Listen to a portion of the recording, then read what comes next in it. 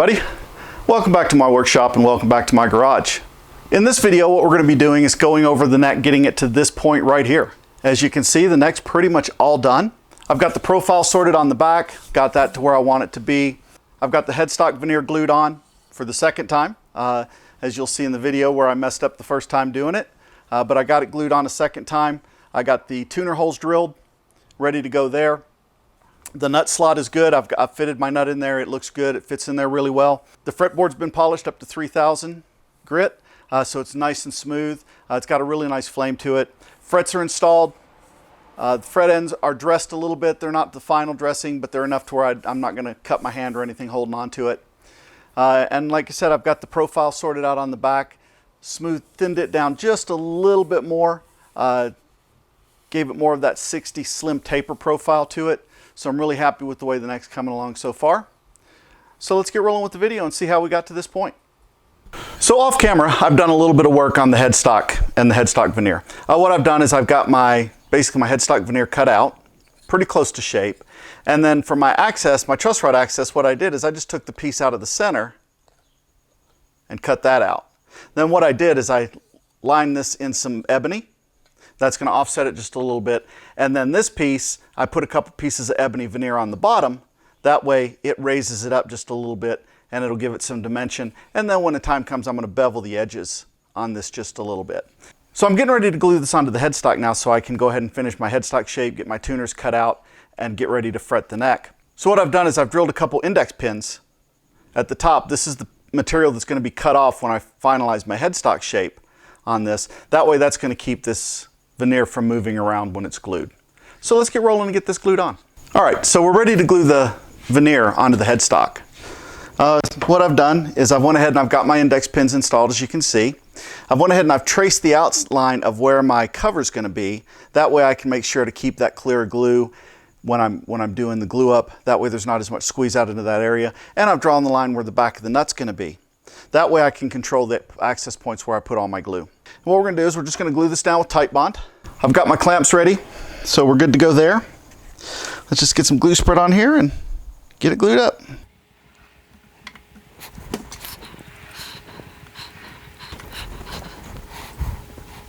There we go. Make sure I got glue on all the surfaces that need it. We got glue all the way to the edge, so that's good. Now it's just a matter of going ahead and lining this up with the index pins. As you can see, I've got my glue spread pretty evenly across there, and all the areas that need to get glue are glued.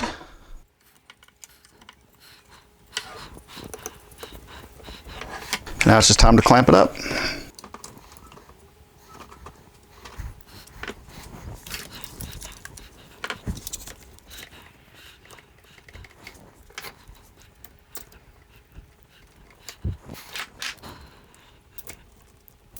So, best laid plans. If you take a look at the headstock here, even though when I went to glue this on, I pinned it at the top, I double checked it, I drew my lines in here to where I wanted my glue to be, I had it centered, and then when I was putting the clamps on, look what happened. It kind of kicked off to the side a little bit. Now that 1/16 of an inch makes a huge difference in the way that's going to look. So what I'm going to have to do is strip this veneer all the way back off and reapply it. I hate doing rework. So what I'm going to do, as you can see, I've got this strapped down to, I've got it clamped down to my table with the clamping caul. And I've got cork under here to protect the fretboard because the fretboard has been sanded and radius. Hadn't been completely polished yet. But now what I'm going to do is I'm just going to take my rasps and my files and take this off.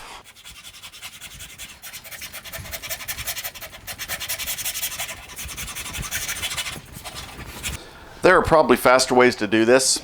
I mean, I could strap a scrap piece onto the headstock and run it through my bandsaw to shave that off, but I take the chance then of that blade wandering and cutting into the actual headstock and making me have to go thinner on the headstock, which I don't want to do. I am taking care not to hit my fretboard, and I'm also taking care to keep an eye on where my nut line is and as I get close. So as you can see, I'm through in a couple spots. So what I've done is I've switched now to my file because it's a finer cut. And then of course, once this is all taken off, I'll be hitting it with the scrapers and making sure I'm square and level.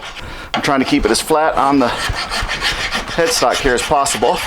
So what's nice about these files is they can cut so shallow and so smoothly. But then you change the angle of them a little bit and they have a more aggressive cut. Veneer's all stripped off. Basically, it came off really nice. It came down right to, with the files, I was able to get it to where just the beginning of the canary was showing through on the maple, so where it was paper thin. And then I just hit it with my orbital sander to finish that off. I also went back and checked it for squareness. Everything is still square and flat, so it's ready to accept the new headstock veneer. So what I have to do now is go through the whole process again. The piece that I cut it from is still thick, so I need to thickness it down to the proper thickness and get it glued on. And hopefully, this time it won't slip.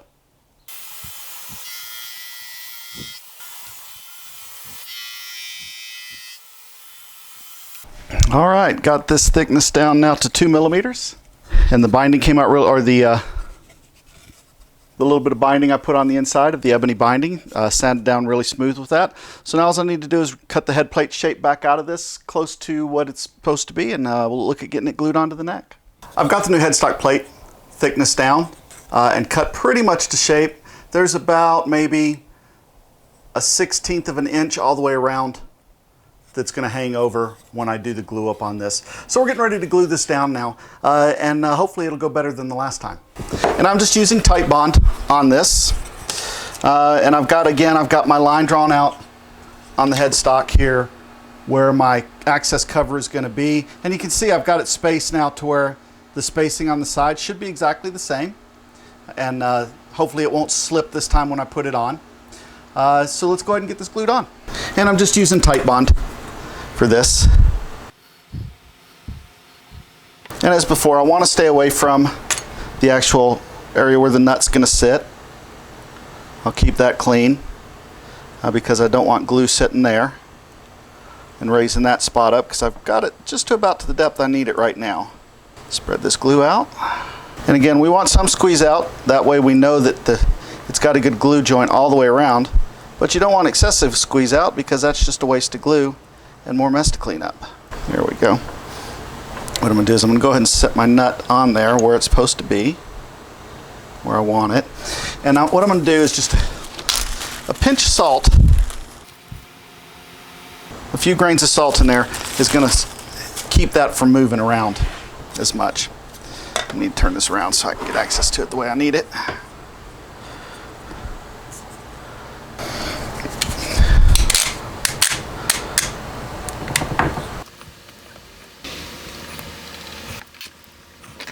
All right, so just a quick peek. That looks right where it's supposed to be.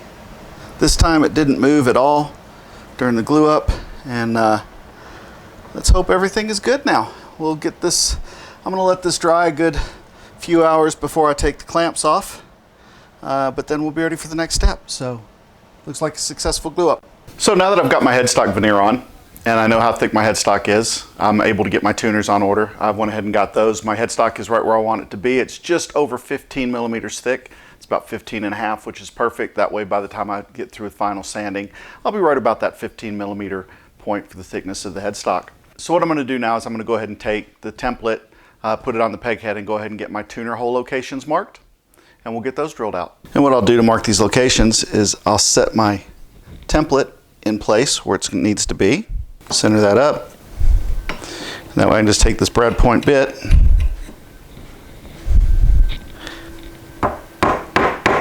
give it a gentle tap. That way I mark my locations, because I know these are 8mm holes. And there we go. You can see that it's transferred the locations right where I want them to be. So what I'm going to do first, I'm just going to drill a pilot hole at my locations that I've got marked.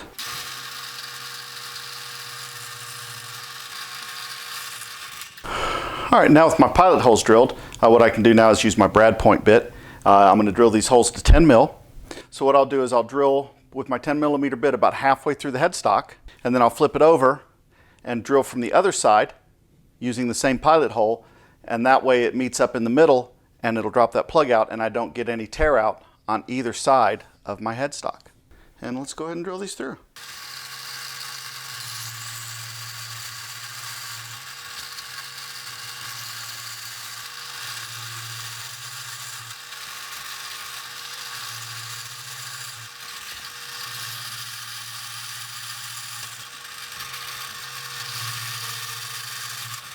Now just punch the center bits out. So what it leaves by drilling in both sides is you just leave this little donut, and you know when you break free on the middle because you can feel it on the drill bit. But as you can see, I get nice clean holes that way. There's no chip out or anything on the headstock, front or on the back. So now we've got our tuner hole set up. Off camera, what I did is I went through and I rechecked all my fret slots to make sure that they're still deep enough after all the radiusing and everything on the fretboard. I did have to deepen a couple of them in a couple spots, and I'll show you that in just a second. But what I also did is I polished up this fretboard to 3000 grit sandpaper, and that just came out super nice. You can see that nice shine on that fretboard. That's with no finish whatsoever. That's just the polished wood. So it came out really nice. It feels really nice as well, and that's going to make it nice for the fretting process. So let's just take a peek at this fretboard. We'll clean it up. It's all polished, but let's just put some naphtha on it, and this will give you an idea of what that flame's going to look like on that fretboard. I mean, look at that flame on there. That is fantastic. That's going to be a lovely, lovely looking fretboard when it's all said and done. What I've got is my fret depth gauge, and it's got different radiuses on it. And so this is a 12-inch radius, so I'm using the 10 to 14 there at the bottom, and basically just set it down in the slot. And I've measured my fret tangs, and my tangs come to the bottom, that bottom line. So what I did is I cut all my slots to that top line. Leaves just a little bit of space there. Don't know if you can see that or not as it's in there. And I went through and I checked every fret all the way across the fretboard, the width of the fretboard, to make sure that everything is deep enough to accept the frets. All right, so we're getting ready to do the fretting now. The first thing that you have to do when you go to fret is you've got to radius your fret wire. So what you want to do is you want to match the radius of the fretboard. I actually radius a little bit more.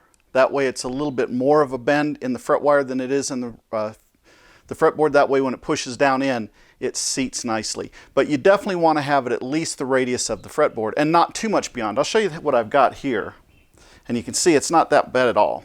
As you can see, that fret wire is just slightly tighter than the radius of the fretboard. So that's about perfect. So what I'm going to do is I'm going to go ahead and radius my fret wire, and I'll show you how I do that. And then we'll go ahead and cut the fret wire and get ready to start fretting this neck. Radius in the fret wire is pretty straightforward. What I've got is this radius, and what it is, it's a big wheel with two bearings underneath it, and there's a slot in the top wheel that accepts the tang of the fret, and as you push this through, that slight pressure puts the radius onto your fret wire. And I just go through and I cut my frets, and of course you want to be careful here too, because you've got your fretboard already polished, and I don't need to be damaging that. Fret wire that I order normally comes in 2-foot sections. It takes about 4 feet of fret wire to do one guitar.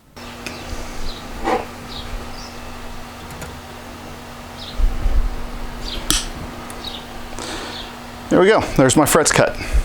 So installing the frets for me is pretty much a straightforward process. What I'm going to do is I'm going to put a little bit of wood glue in each slot. This is not really to glue the fret in place. This is more to fill the void where the slot might be a little too deep or whatever. I usually do about 4 frets at a time. The good thing is with this fretboard polished, it's going to be easier to clean back up. So I'll put the 4 frets in, and then with a wet rag, I'll just clean the excess glue up. And then just position the fret.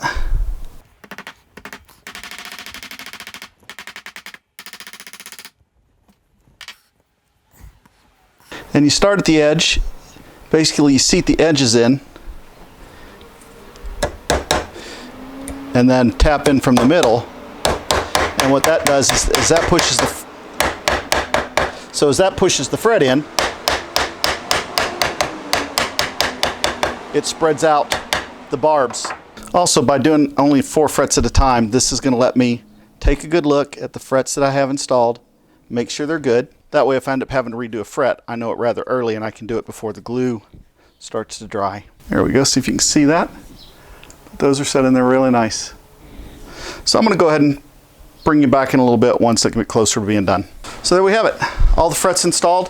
What I'm going to do now is, if you can see at the ends of the frets, there's a gap between the fret and the tang, or the fretboard and the tang. There's that small gap there. What I'm going to do is I'm going to fill those holes with maple dust and hit it with some thin CA. It'll wick in there, and then that way I can sand it smooth and that'll cover up those gaps. So I've went ahead and I've cleaned up the fret ends, rounded them over just a little bit. They'll get more when I do the fret dressing.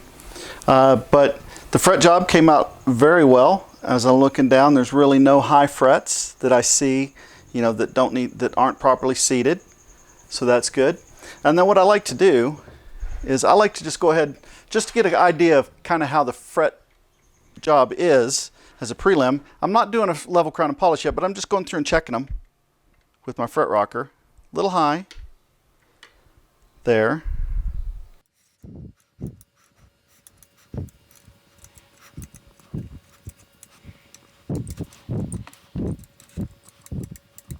So looking at these, looked really good. Only a couple frets where it rocked, so I'm real happy about that. So it's going to be a pretty decent job to crown and level this. Very few high frets, so that's good. That means it's a good fret job going in. So that's pretty much where we're at. It's looking good. All right, that's going to wrap up this video. Please, if you like what I'm doing, click like, click subscribe, leave a comment below. I really like to get your feedback. This has been a great build so far. I'm really enjoying it. Got the neck finished now, as you can see. Coming really close on the body, so that's good. It's really coming along great for my Great Guitar Build Off Scratch build entry for this year. So until next time, take care.